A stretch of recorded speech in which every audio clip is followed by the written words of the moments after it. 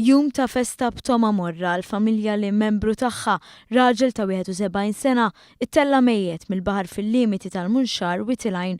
Kien l-ħabta tal-10 ta' filgħodu li l-pulizija kienet informata li ntlemaħ katavru fil-baħar. Minnu fih il-Forzi Armati ta' Malta bdiet bi proċess biex ittella il-katavru. Min informazzjoni fuq il-post jidher li l-katavru kien imqabbad ma' ballun aħmar.